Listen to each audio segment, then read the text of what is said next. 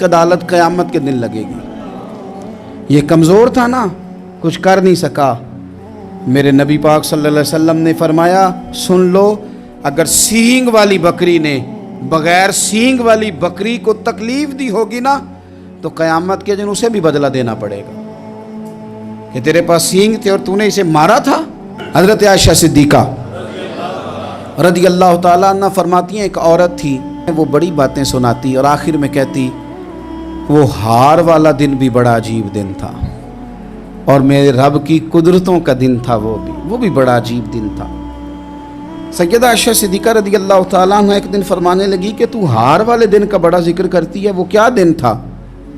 تو خاتون کہنے لگی اماں جی وہ دن تھا جب میرے رب پر بھروسہ اور مضبوط ہو گیا، جس دن میرا اپنے رب پر توکل اور بڑھا، میرے ایمان میں یقین میں اور پختگی آئی۔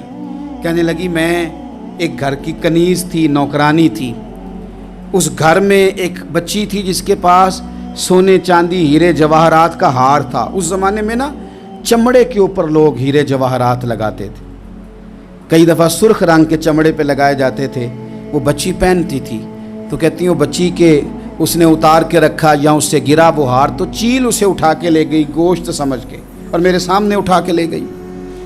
گھر والوں نے مجھ سے پوچھا، یہ بخاری میں موجود ہے، گھر والوں نے پوچھا مجھ سے کہ وہ ہار کہاں ہے تو میں نے کہا چیل اٹھا کے لے گئی۔ گھر میں کچھ چوری ہو جائے تو سب سے پہلا الزام کس پہ لگتا ہے؟ ملازمین پہ۔ کہتے انہوں نے مجھے بڑا مارا، بڑی تکلیف دی، حتیٰ کہ میری شرمگاہ تک کی تلاشی لی، میری عزت اتنی خراب کی میں بتا نہیں سکتی۔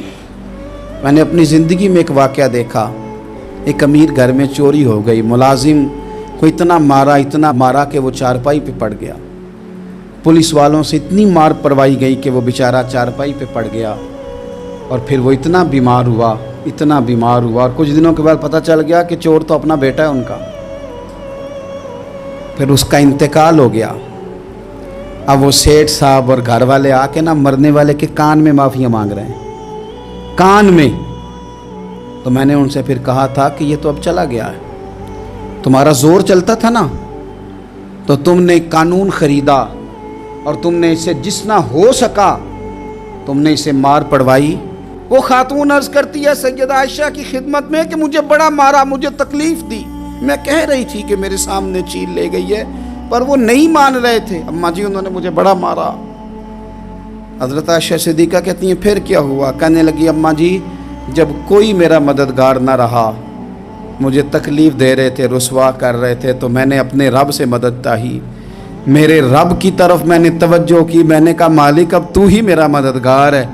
کہتی ہے وہ مجھے مار رہے تھے تو وہ چیل جو ہار لے گئی تھی وہی لے کے واپس آ گئی اور ہمارے سروں کے قریب لا کے اس نے جب اس ہار کو پھینکا وہ مجھے چھوڑ کے سائیڈ پہ ہوئے، وہ میری بے گناہی جان گئے، لیکن آپ کو بتاؤں اس دن سے میرا اپنے رب پر یقین اور بڑھ گیا۔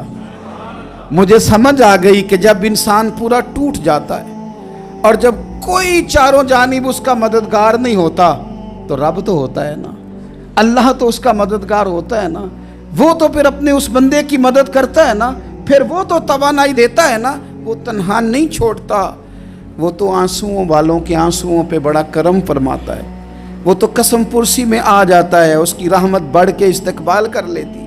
تو بھائی جب آپ پر اللہ کی حکمت کے تقاضے پورے ہونے لگیں اور زندگی میں کبھی کوئی ایسا وقت آئے کہ آپ محسوس کریں کہ تنہا رہ گئے ہیں اور کئی اپنے بھی مخالفین کی جماعت میں نظر آنے لگے ہیں، تو اس وقت پھر دل، روح، زبان اور ذہن کو یکجا کر کے سمجھ لینا کہ جب ساری دنیا ساتھ چھوڑ جاتی ہے تو رب کی رحمتیں اس وقت بھی ساتھ رہتی ہیں اور اللہ کی مدد اس وقت بھی بندے پہ کرم نوازی کرتی ہے۔ ایک اور حدیث سنیں، لطف کی بات یہ ہے یہ بھی بخاری میں ہے، یہ بھی واقعہ بخاری میں ہے۔ اللہ اکبر۔ ایک شخص نے نا ایک بندے سے قرض مانگا، اس نے کہا مجھے قرضہ دو، وہ کہنے لگا کہ کتنا قرضہ؟ اس نے کہا 1000 دینار، دینار سونے کا ہوتا تھا، درہم چاندی کا ہوتا تھا، 1000 دینار چاہیے۔ اس نے کہا کوئی گواہ ہے تیرے پاس؟ غریب کا گواہ بھی کوئی نہیں بنتا. کبھی الجھ جائے نا کوئی بندہ تو کئی اپنے بھی کہہ دیتے ہیں کہ ہم اس کے قول فعل کے ذمہ دار نہیں ہیں. ایک غریب آدمی کو قرض کی ضرورت پڑ گئی, 1000 دینار چاہیے. میں کہہ چکا ہوں کہ درہم چاندی کا ہوتا تھا, دینار سونے کا. اب 1000 دینار لینا ہے. تو جس بندے سے اس نے کہا, اگرچہ وہ نیک بندہ تھا, اس نے کہا یار 1000 دینار دے دو. تو کہنے لگا کوئی گواہ ہے تیرے پاس؟ وہ کہنے لگا غریبوں کا گواہ کون ہوتا ہے؟ ہاں ایک گواہ ہے. کہا کون؟ کہا میرا رب, وہ تیرے اور میرے بیچ گواہ ہے. اس نے کہا کوئی کفیل, اگر تو پیسے نہ دے سکے تو وہ بعد میں دے دے, یا تجھے کچھ ہو جائے تو وہ دے دے. اس نے کہا کفیل بھی میرا اللہ ہی ہے. میرے پاس اگر ہے تو رب کریم کا نام ہے, اگر اعتماد کر سکتا ہے تو کر لے. بندہ نیک تھا, اس نے کہا رب کے نام پہ, رب کی کفالت پہ, اللہ کو گواہ بنا کے میں تیار ہوں تجھے 1000 دینے کو. اس نے 1000 دینار دے دیا. وقت واپسی کا طے ہو گیا. وہ چلا گیا پیسے لے کے. اس نے پوری محنت کی کہ میں نے وقت پہ پیسے لوٹانے, پوری محنت بھی کر لی, اللہ نے مدد بھی کر دی, پیسے بھی اس تاریخ کو اسے مل گئے. بعض لوگوں کا تو لوٹانے کا دل ہی نہیں نہ ہوتا. فرمایا حدیث پاک میں کہ تو لوٹانے کا ارادہ کر, رب تیری مدد بھی فرمائے گا. لیکن یہاں بہت سارے لوگ کہتے ہیں خیر ہے, ارادہ ہی نہیں. تو پھر جس طرح کا بندے کا گمان ہو, رب بھی اسی طرح کا معاملہ فرماتا ہے. اس نے پیسے جمع بھی کر لیے اور واپس دینے کو تیار بھی ہو گیا, لیکن رستہ بحری جہاز کا تھا, کشتی کا تھا, دریا کے رستے واپس آنا تھا. اب وہ جب آ گیا دریا کے کنارے تو بڑی کوشش کی, پر وہاں اسے کوئی کشتی نہیں ملی. وقت پہ پیسے لوٹانے ہیں, سفر کرنا ہے, اب سواری میسر نہیں ہے. سوچ سوچ کے پریشان تھا کہ میں نے تو اللہ کے نام پہ لیے. اچانک دل میں ایک تجویز آئی. اس نے ایک لکڑی لی, لکڑی کو اندر سے کھولا, 1000 دینار اس میں بھرا. بخاری پڑھ رہا ہوں, اور ساتھ ایک خط بھی لکھا کہ یار میں پیسے پہنچانا چاہتا تھا پر مجھے کوئی چیز نہیں ملی دریا کے اس پار آنے, اللہ کے نام پر تیری طرف روانہ کر رہا ہوں. اور یہ کہہ کہ وہ لکڑی دریا میں رکھ دی. وہ لکڑی ڈوب گئی ہے, واپس آ گیا. وہ جس نے پیسے لینے تھے وہ عین مقررہ وقت پر دریا کنارے آیا. صبح سے سر شام تک اس نے انتظار کیا. دل ڈھلنے لگا تو دل میں خیال آ گیا کہ یار نہیں, اس نے دینے ہی نہیں, جھوٹا وعدہ کر گیا, پہنچا ہی نہیں وقت پہ. اب جب واپس لوٹنے لگا تو اچانک دریا میں ایک لکڑی تیرتی ہوئی دکھائی دی. کہنے لگا لے جاتا ہوں, شام کو روٹیاں پکانے کے کام آئے گی, ایندھن بنا کے جلا لوں گا, ہنڈیا پک جائے گی. لکڑی اٹھا کے جلانے کے لیے گھر لایا. گمان تھا کہ وہ نہیں آیا وعدہ کر کے, اللہ کو کفیل اور وکیل بنا کے اور گواہ بنا کے پھر بھی نہیں آیا. لکڑی لے کے گھر گیا, بخاری ہے, اور جب اس کو چیرا نہ کہ میں اس کی آگ جلاؤں گا, کھولا تو اندر سے 1000 دینار بھی نکل آیا, خط بھی نکل آیا. اب ذرا سمجھنا, اس کے دل میں بات کس نے ڈالی کہ تو لکڑی میں پیسے ڈال دے؟ اللہ نے. اس بندے کو مقررہ وقت پہ کنارے بھیجا کس نے؟ لکڑی صرف اسی کے ہاتھ آئی تو یہ بندوبست کیا کس نے؟ اللہ نے. گھر جا کے چیری تو پیسے بحفاظت اس تک پہنچائے کس نے؟ تو پھر ہمیں بھی توجہ اللہ کی جانب ہی کرنی چاہیے.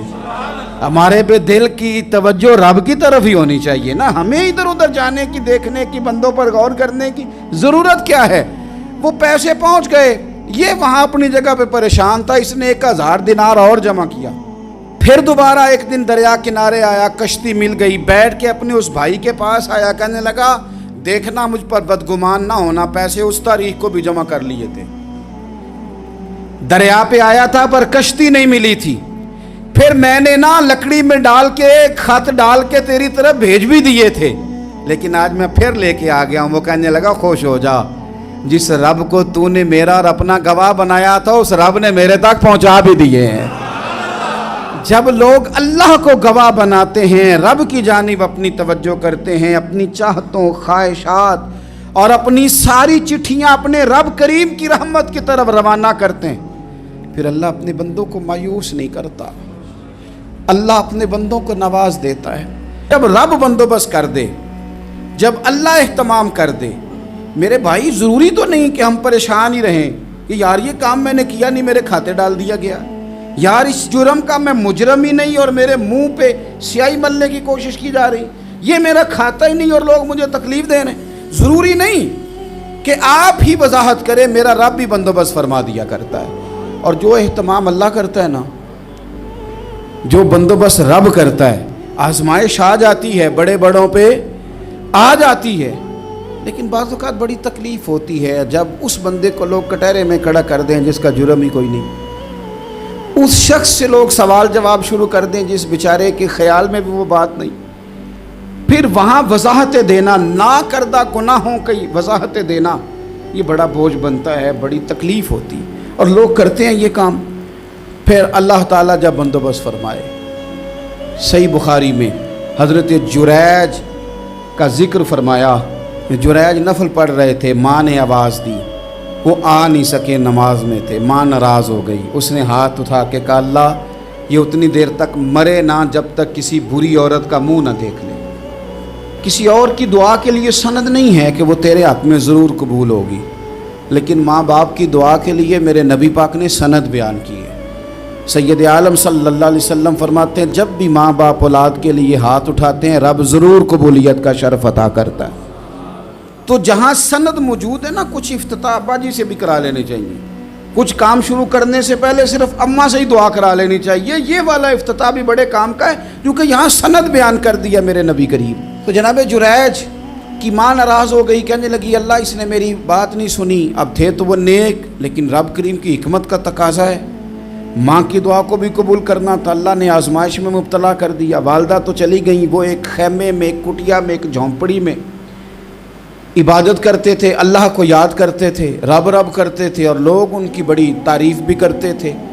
لوگ ان کے ارادت مند بھی تھے, عقیدت مند بھی تھے, اہل محبت بھی تھے. ایک عورت آ گئی, بس وہ اللہ کی حکمت پوری ہونی تھی. اس نے آ کے پہلے تو انہیں اپنی طرف مائل کرنا چاہا, جب نہ مائل ہوئے تو الزام لگا دیا. یہ ہمارے دور کا تقاضا ہے, لوگ پہلے آپ کو اپنے حق میں قائل کرتے ہیں, اپنی فرما برداری میں لانا چاہتے ہیں. اگر آپ نہیں آتے تو پھر وہ آپ کو مجرم قرار دے دیتے ہیں, یا میرے ساتھ چل ورنہ پھر میں تیرے خلاف پراپیگنڈا کروں گا. دو ہی باتیں. پہلے اس نے قائل کیا, جب جناب جنیج قائل نہ ہوئے تو اس نے قریب ایک چرواہا تھا, اس چرواہے کے ساتھ جا کے منہ کالا کیا. مقررہ وقت پہ بچہ پیدا ہو گیا. لوگوں نے کہا کس کا ہے؟ کہنے لگی اس خانقاہ میں, اس حجرے میں عبادت کرنے والے کا ہے. اگر کسی دیندار پر ذرا سا بھی الزام لگ جائے تو آپ یقین کریں کہ بڑے بڑے خوفناک لوگ بھی نیک ہو جاتے ہیں. جن کا اپنا سارا ماضی کالا سیاہ ہو وہ بھی اجالوں کے راہبر بن جاتے ہیں.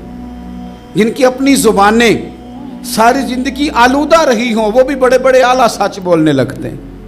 اعلیٰ کچے میرے مکان کی دیوار کیا گری, لوگوں نے تو میرے صحن میں رستے ہی بنا لیے. بڑے لوگ آ جاتے ہیں, پھر بڑا کچھ کرتے ہیں اور بڑے بڑے خوفناک جملے کستے ہیں. بس کو نقطہ جو ہاتھ آ گیا, ایسا جیسے گرنے کا انتظار کر رہے تھے. اب جناب لوگ اٹھے, احتجاج شروع ہو گیا, شور پڑ گیا. یہ بابا بڑا نیک بنتا تھا, نفل پڑھتا تھا, عبادتیں کرتا تھا, دیکھو اس کا حال کیا ہے کہ اس نے ناجائز بچہ پیدا کیا. بغیر تحقیق کے میں کہہ چکا ہوں کہ الجھے الجھے بکھرے بکھرے روز و شب دیکھے گا کون.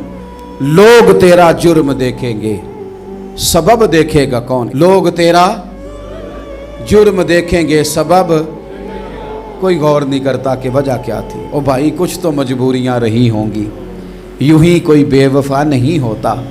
الزام لگا دیا, شور ہوا, احتجاج ہوا, دنیا اکٹھی ہوئی, ان کا انہوں نے حجرہ گرا دیا, مارا بھی, پیٹا بھی, ایک نیک آدمی کو بدنام بھی کیا, برا بھلا بھی کہا, گالیاں بھی دیں, جو کر سکتے تھے کیا.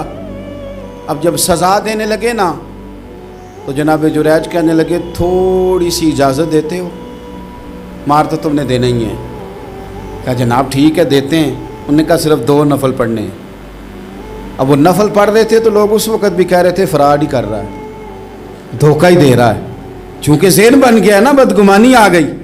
انہوں نے 2 نفل پڑھ کے ہاتھ اٹھائے, کہا اللہ جانا تو میں نے ہے, پر اس رسوائی کے ساتھ جنازے تک نہیں خراب ہو جاتے, قبریں تک نہیں لوگ بدنام کر دیتے. کہ اللہ جانا تو ہے, پھر اس رسوائی کے ساتھ تو میری مدد فرما. اب تو میرا کیس تیری ہی عدالت میں ہے, تو رحمت کا دروازہ کھول.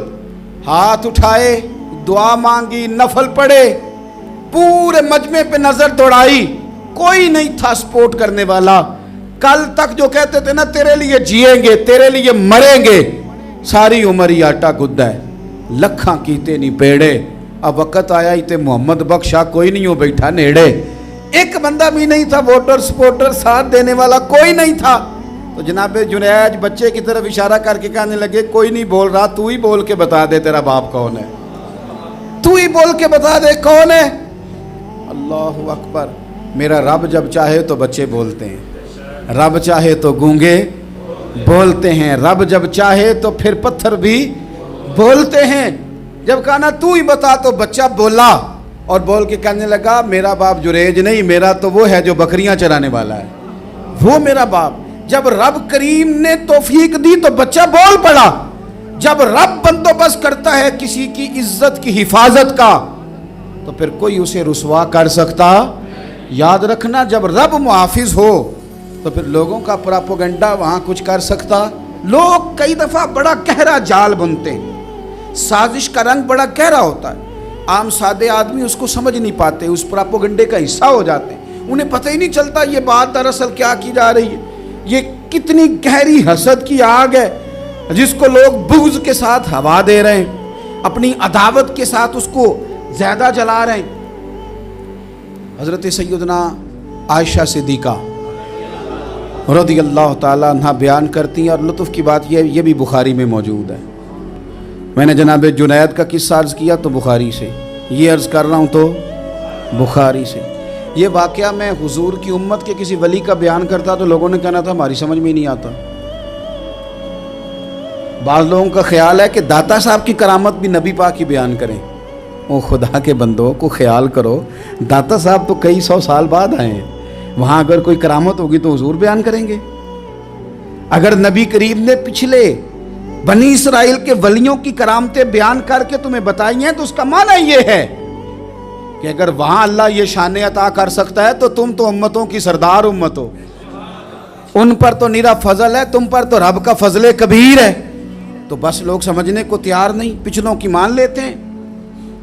جناب آصف بن برخیہ کی کرامت جو سورہ نمل میں آئی وہ تو مانیں گے, پر غوث پاک کی کرامت یہ پتہ نہیں عجیب فلسفہ ہے, اور کس طرح کا فلسفہ ہے یہ سمجھ سے بالاتار ہے کہ بنی اسرائیل کا کوئی ولی ہو تو اس کی کرامت ہو سکتی ہے, اور نبی پاک کی امت کا ہو تو اس کی ہو ہی نہیں سکتی. کیا معنی ہے اس بات کا؟ اور لوگ ہیں کہ داد و تحسین دے رہے ہیں, واہ واہ کر رہے ہیں. اللہ تعالیٰ سمجھنے کی توفیق عطا فرمائے. حضرت مریم کی گود میں جناب عیسیٰ علیہ السلام تشریف لے آئے تو جناب مریم کو حکم تھا کہ آپ نے بولنا ہی نہیں, آپ نے بات ہی نہیں کرنی, آپ خاموش رہیں. وہ خاموش ہیں. بچہ پنگوڑے میں ہے, قوم کے سامنے ہے, تو قوم بڑے سخت نظروں سے دیکھتی ہے, بڑے سخت جملے کہتی ہے. اور انہوں نے کہا کہ مریم یہ بچہ کہاں سے آ گیا, آپ بھی نیک, آپ کا باپ بھی نیک. تو جناب مریم نے کیا کہا؟ قرآن مجید سورہ مریم کی آیت نمبر 29 دیکھیے. فَأَشَارَتْ إِلَيْهِ. تو جناب مریم نے نا پنگوڑے کی طرف اشارہ کیا, جناب عیسیٰ کی طرف اشارہ کیا, توجہ ادھر کی. فَأَشَارَتْ إِلَيْهِ, بچے کی طرف اشارہ کیا, گویا اس سے پوچھ لے. تو قوم کیا کہتی ہے؟ انہوں نے کہا قَالُوا كَيْفَ نُكَلِّمُ مَنْ كَانَ فِي الْمَهْدِ صَبِيًّا, یہ کیسے بات کرے گا, یہ تو پنگوڑے میں بچہ ہے. پنگوڑے میں بچے بھی کبھی بولے ہیں؟ وہ بولتے ہیں بھائی, پر جب رب چاہے, اور جب اللہ اپنے بندوں کو صاف کرنا چاہے, اور جب رب اپنے بندوں کی عزتوں کا محافظ بنے تو بچے پنگوڑوں میں بھی بولتے ہیں. جناب یوسف کے لیے بھی بولا تھا, جناب عیسیٰ بھی پنگوڑے میں بولے تھے, جناب جریج کے لیے بھی بولا تھا. بچے بولتے ہیں, لیکن کب؟ جب رب چاہے. کیسے بولے گا, یہ تو پنگوڑے میں ہے. لیکن جب انہوں نے دیکھا نا بچے کی جانب, آپ نے منہ سے نہیں کہا, وہاں تو حکم تھا چپ رہنا ہے. وہ خاموش تھی, پنگوڑے کی طرف اشارہ کر کے کہا اس سے پوچھ لو جو پنگوڑے میں ہے. تو جناب عیسیٰ پنگوڑے سے بولے اور سیدھے ہاتھ کے اشارے کر کر کے بولے. کیا کہتے ہیں؟ فرمانے لگے قال انی عبد اللہ. عیسائیوں نے کل کلاں کو کہنا تھا نا وہ اللہ کے بیٹے ہیں, تو انہیں بات ہی یہاں سے شروع کی. کہنے لگے لوگوں سنو, میں اللہ کا بندہ ہوں. بات شروع یہاں سے کی, جو کل بات ہونی تھی آج اس کا اظہار کیا. کہنے لگے انی عبد اللہ, میں اللہ کا بندہ ہوں. آتانی الکتاب, مجھے کتاب دی گئی ہے، وَجَعَلَنِي نَبِيًّا، اور رب نے مجھے نبی بنا کے بھیجا ہے۔ 10 منٹ پہلے جناب مریم کے بارے میں رائے لوگوں کی اور تھی، اور 10 منٹ کے بعد اور تھی۔ 5 منٹ پہلے باتیں اور تھیں، اور 5 منٹ کے بعد باتیں اور تھیں۔ او سنگیو، ساری امیدیں سیٹھوں، نوابوں، دنیا داروں سے کیوں وابستہ کرتے ہو؟ ساری توجہات کا مرکز کیوں ان لوگوں کو بناتے ہو جو تمہیں دنیا میں مضبوط نظر آتے ہیں؟ اپنی توجہات کا مرکز اپنے خدا کو بنائیے، اپنے مالک کی جانب اپنی ساری خواہشات کا رخ پھیر دیجئے، اپنی توجہات اپنے رب کی جانب کر لیجئے۔ وہ اپنے بندوں پہ بڑی کرم نوازی فرماتا ہے، وہ عزتوں کا بھی محافظ ہے، وہ پریشانیوں میں کرم نوازیاں فرمانے والا ہے، وہ ساتھ دینے والا ہے، وہ اس کی رحمت قریب آ کے بندے کو سہارا دیتی ہے، وہ اپنے فضل سے اپنے بندوں کی ہر مشکل میں دستگیری فرماتا ہے۔ اسیاں سے کبھی ہم نے کنارہ نہ کیا، اور تو نے بھی تو دل آزردہ ہمارا نہ کیا۔ ہم نے تو جہنم کی بہت کی تدبیر، پر مولا تیری رحمت نے گوارا نہ کیا۔ عدل کریں تے تھر تھر کمبن، اچیاں شانہ والے، تجھے تو فضل کریں تے بخشے جامن، میرے جے منہ کالے۔ آخر دعوایا ان الحمدللہ رب العالمین۔